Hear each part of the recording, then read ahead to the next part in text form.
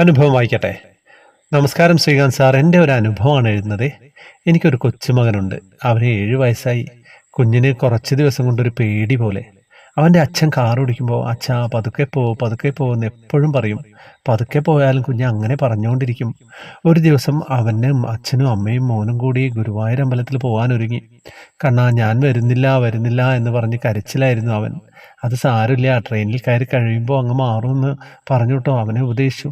പക്ഷെ ട്രെയിനിൽ കയറിയപ്പോഴും ഭയങ്കര കരച്ചില്. കുറച്ച് കഴിഞ്ഞപ്പോൾ കുഞ്ഞിന് ട്രെയിനിനകത്ത് ഒരു കൂട്ടുകാരനെ കിട്ടി. അവര് കളിച്ചും ചിരിച്ചും ആ ദിവസം കടന്നുപോയി. പിറ്റേ ദിവസം അവര് ഗുരുവായൂരിൽ ക്യൂ നിന്ന് അകത്ത് കയറി തൊഴുതുട്ടോ. കുഞ്ഞിനു വേണ്ടി കൊടുങ്ങല്ലൂർ അമ്പലത്തിൽ ഒരു വിളക്ക് കൊടുക്കാമെന്നുണ്ടായിരുന്നു.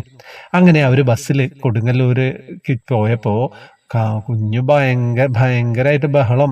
"അങ്കിളേ വണ്ടി നിർത്തൂ അങ്കിളേ" എന്ന് പറഞ്ഞ് അങ്ങനെ എന്താ പറയേണ്ടത്, അങ്ങനെ പോവാണ്. അങ്ങനെ എന്ത് ചെയ്യണമെന്നറിയില്ല.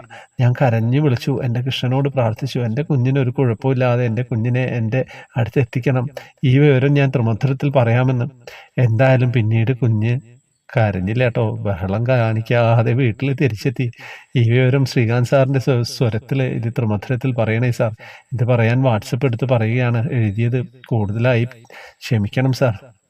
എന്താ കഥ?